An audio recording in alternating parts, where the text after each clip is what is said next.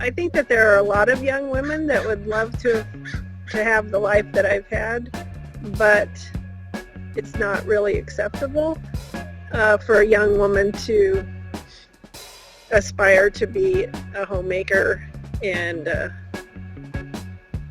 it's not okay.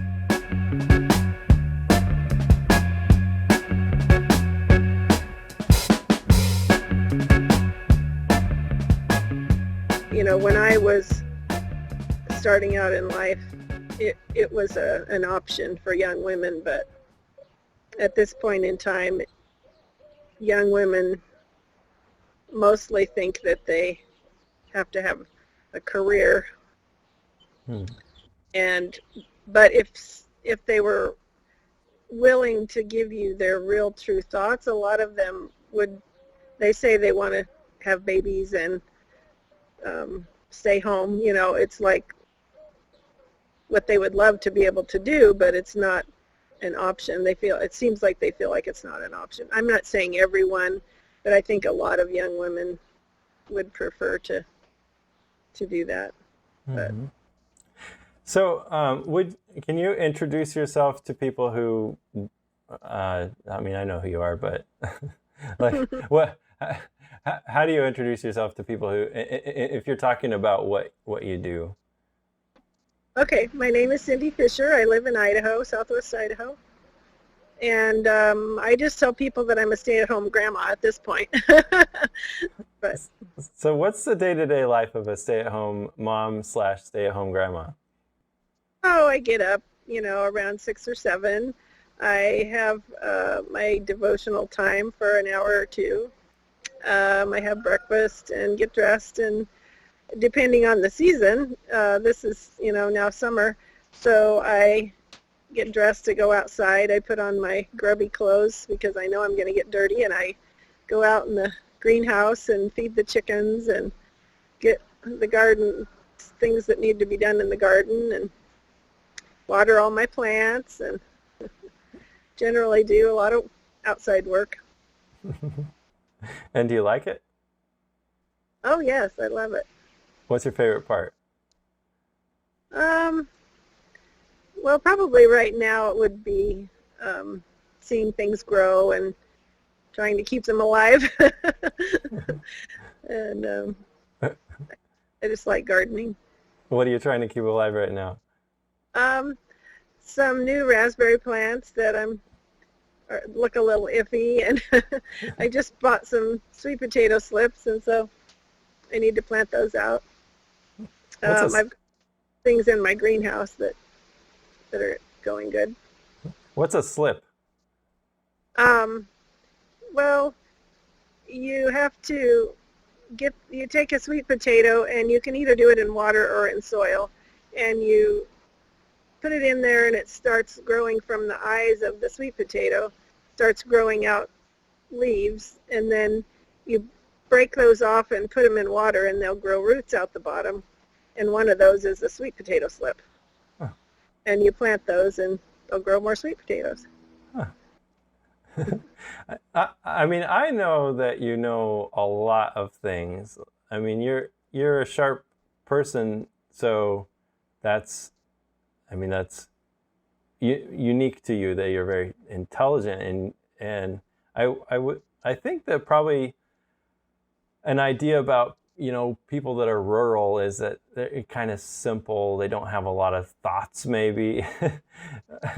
And I find that to be the opposite. I mean, I grew up because you lived out you chose to raise your family out in the country, and so Right. we have a lot of time to think. Yes. What do you do with all that time to think? Thinking about that recently, about children and how they don't have time to think anymore, and it's very detrimental to their minds and their emotional and neurological well-being and their growth, because they're always doing something, either going to classes or in school or on a screen or whatever. I believe children need a lot of time, a lot of downtime, just to be and it takes a lot of time for people to be creative, and I think children especially just need a lot of time to just do their own thing and play and just have downtime and relax time. That's just my philosophy. Is that a tractor driving by? A motorcycle. Oh. But we do have tractors once in a while, not usually on our. So, talk about why you've chosen to live where you live, what it is about that town that kind of calls to you. Yeah, I live in Southwest Idaho in a little teeny rural town, only 800 people, and my husband actually was raised here, and we both graduated high school from here, so that's kind of a draw in that there's family near. Also, my sister lives here across the street from me. But also, it's just, the Southwest Idaho has become a magnet for lots and lots of people. We're getting like at least 20,000 people a year moving here, and it's getting pretty full, it seems like. But this particular little tiny town is really nice because it's quiet, but it's also only 5 minutes, 10 minutes from the freeway to get to a larger city, and it just feels like home. It's just quiet, and I don't know, it's hard to describe what home feels like. Yeah. Did it always feel like that when you first moved there? No. Actually, I moved here from a really large city in Texas when I was 14, and it felt like I was dropping off the end of the world. I hated it.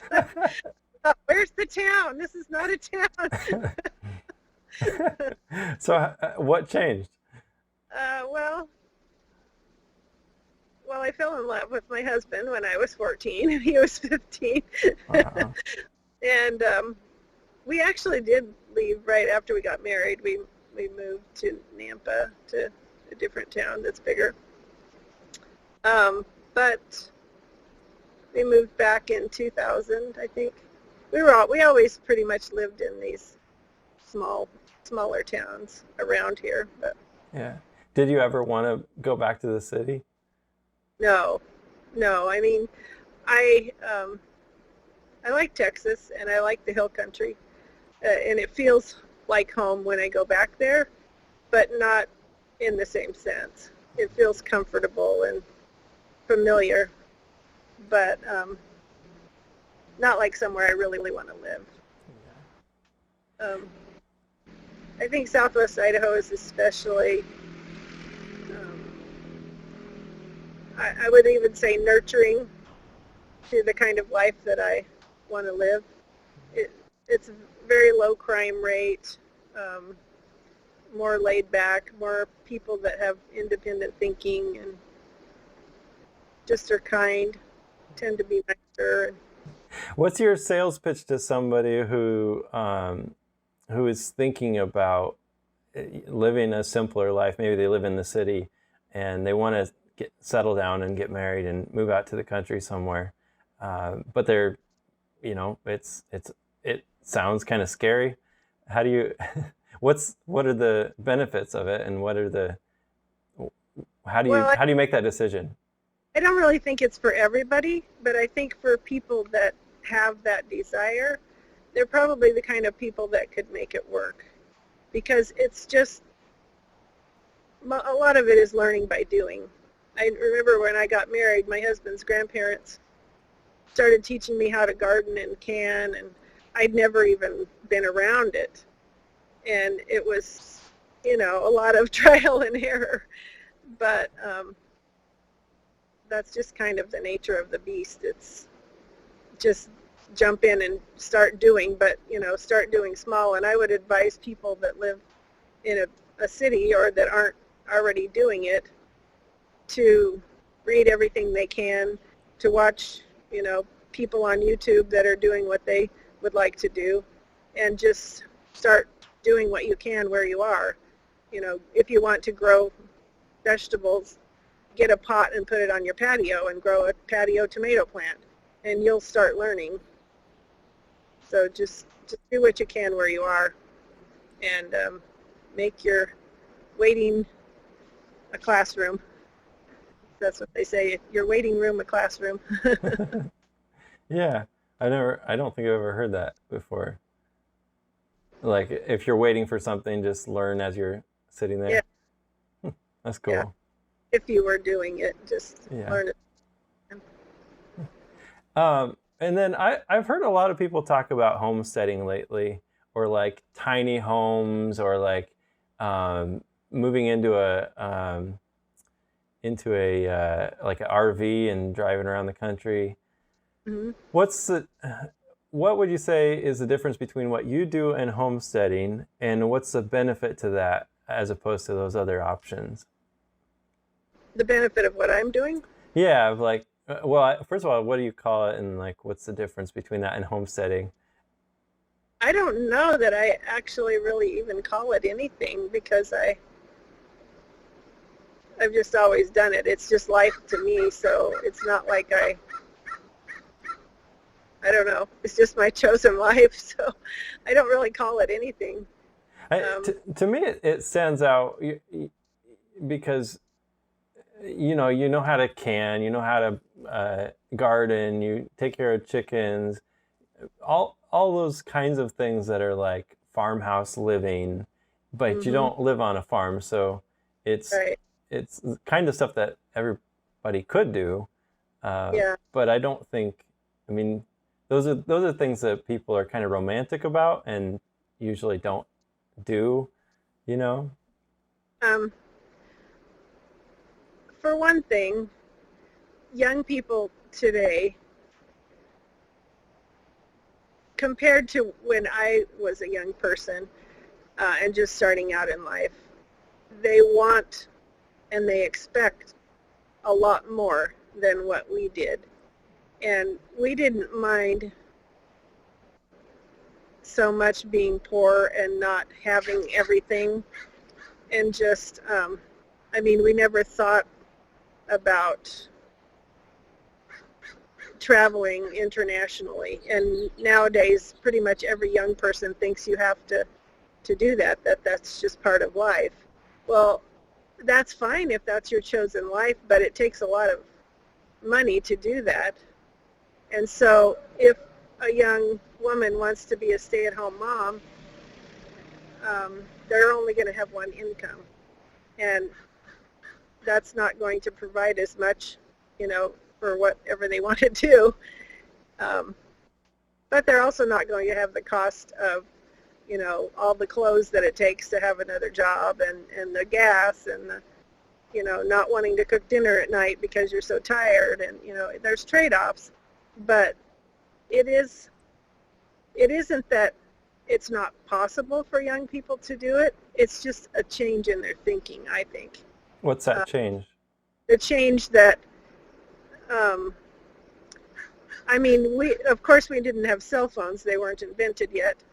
But the change of thinking that all of these expenses are necessary. I mean, you could live without a cell phone, or you could live without cable TV. You could live without a lot of things. I mean, I raised my kids buying them clothes at thrift stores. We just, we ate very simply. It's just the trade-off financially of what you're willing to do. You can live very cheaply and very simply, but and then you can have this kind of life, but you can't have everything. So it depends on what's most important to you. Yeah. So I think I know you've had at least two jobs. One was Taco Time, I think. Is that right? Oh yeah, that was when I was as a teenager. So did you have any other? I know you worked at Taco Time. You worked I'm not sure what the job title was, but working in a cafeteria at a school and like Right. running it basically, right? Yeah. Did you have any other aspirations or any other jobs? Well, you've had other jobs too, I think, right? Yeah, I worked at the fruit stand for several years, and I really liked that job. Um, but they ended up closing it, so there with that. But that was those jobs. The later jobs were because um, of the economy tanking and my husband's business kind of having struggles Mm. because of 2008. Yeah, Uh, but that's the only reason that I went to work. yeah. You didn't want But to. I, well, it was all right because I didn't have kids at home, anymore. But I really enjoyed the fruit stand um, job. But haven't ever had aspirations for a career. Even when I was a teenager, I only ever wanted to be a stay-at-home mom. So, what do you think most people would be most surprised to know about uh, living like kind of in a smaller town as Hmm. opposed to a big city? Well, I guess it depends on what they enjoy. A lot of people that move here from large cities feel like there's nothing to do. But those people that are outdoors people find a lot to do, go to the mountains or the lake or whatever. Um, but it's not a magnet for huge name concerts or, that kind of thing. Um, so I think probably the people that would want to move here, that's not as much of an issue for them. They want to get away from the big city life, but it could be for some people. How do you feel about all the people moving to Idaho? Well, I can understand them wanting to, but it's really difficult for those of us that have lived here a long time because the traffic, our infrastructure can't keep up with it. It's just so many people, and a lot of them don't seem to be as nice a people as what native Idahoans are.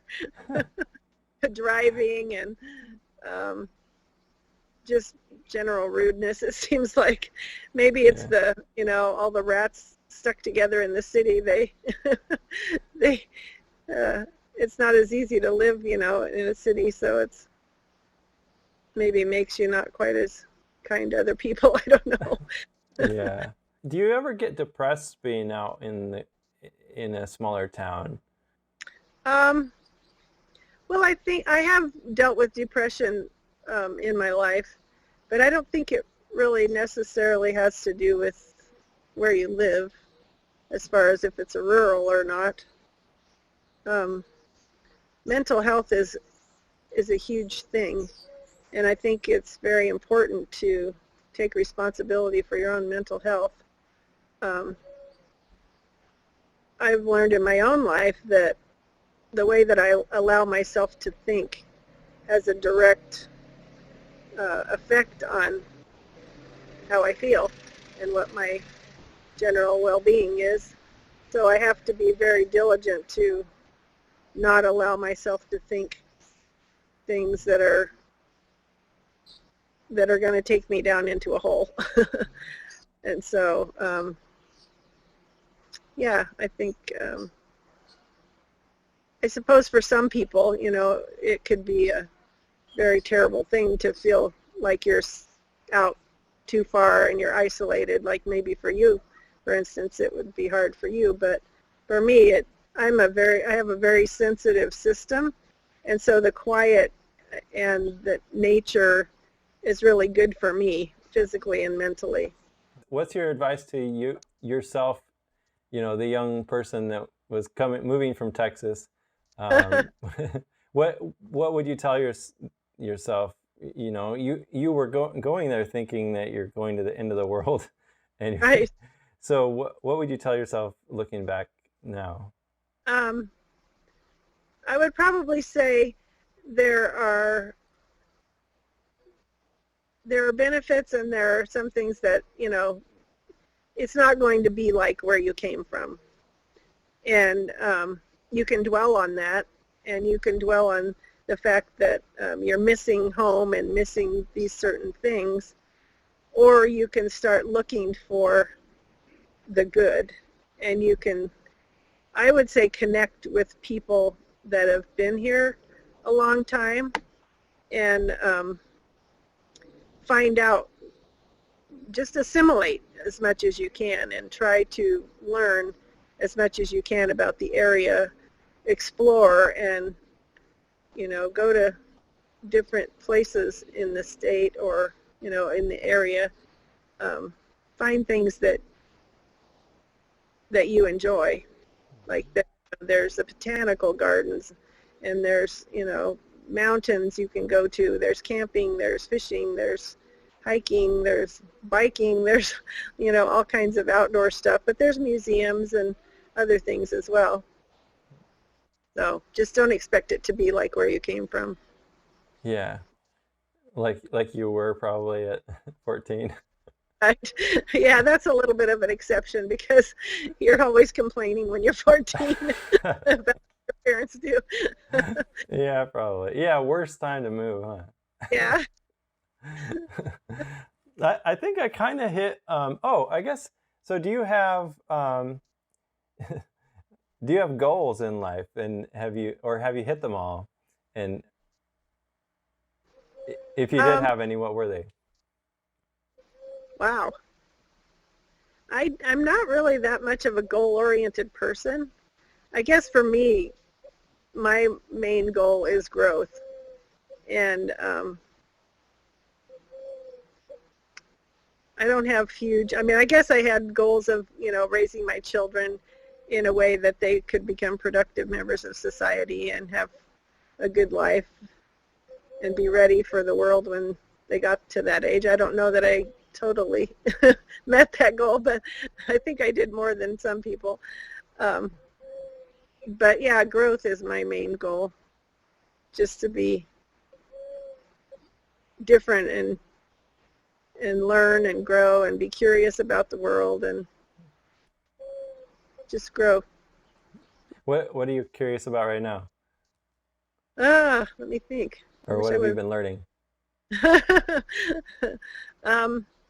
But I read a lot of books. I'm trying to think. I just read a book recently called Toxic Charity about how Americans especially tend to go into inner cities and also other countries and try to do for those people, and they a lot of times get it wrong, and that kind of thing.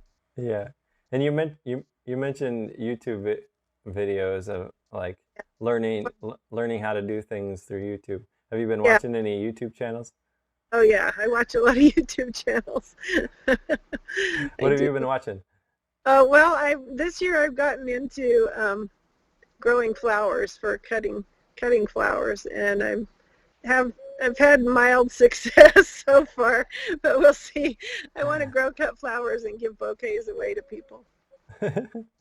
You got to take some pictures of your flowers so I can see. Oh yeah, well, when they grow, I will. I've made flowers so far. We'll see. I just planted zinnias, so. But they're still alive.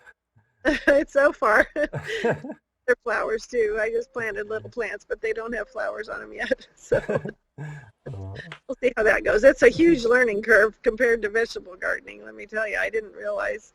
I probably wouldn't have gotten into it if I knew. What's the difference?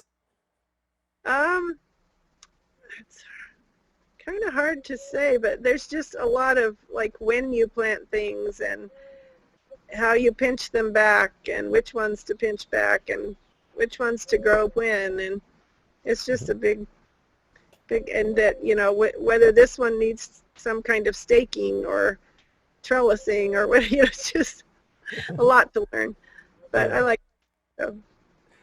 Is there anybody that you look up to? About what? I don't know. It could be a YouTube. I mean, YouTube would be good because people would relate to it, if it's somebody that you... Yeah. If it has to do with homesteading, That would be probably Living Traditions Homestead, um, or that 1870s homestead.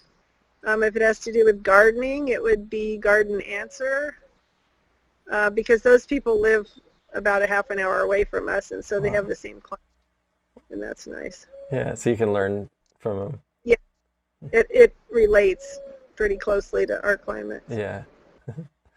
Cool. I think that's most of what I wanted to talk about. I mean, we could get real deep, but that's not the purpose of the. Yeah. Mainly, I just want to. Oh yeah, I don't think you ever said what the difference is between homesteading and what you do. So I mean, I've always thought you kind of homestead. I mean, you built a home. You don't. It's not really. I It's think the true. difference is like self-reliance or something. Yeah, probably. Yeah, we're not really bent on. I mean, I like to do things like canning and freezing and drying and gardening and all that because I like the product. Mhm. I mean, and I enjoy the process. I really enjoy doing it. But it isn't like we're thinking we're going to be off grid and totally self-sufficient or anything like that. But it does, it does help with costs of living, to do things like that yourself. And I just think it's healthier for a person to grow their own food. But yeah, we only have an acre, so we're not going to be raising beef cattle or pigs or anything like that, although that does sound fun too. So homesteading is kind of a scale, and you're on one part of that. So I'm more on the home gardening kind of scale. Yeah, yeah. I'm on whatever the opposite is. I don't Yeah, know. the city scale. Yeah, yeah. I can't survive if like the grocery store closes down. I'll You'll have to die. come. No. Okay, I think that yeah, that's a good amount of information. Thanks for doing this interview. I appreciate it. All my own opinion. That's the caveat. That's all right. That's the point is, capturing one life and one person's ideas and perspective and I mean I think I think it's useful. I'm always curious about people and why they live the way they live and how Right. I think you probably helped instill that endless curiosity in me. Yeah, that's one good thing that I gave you, I guess.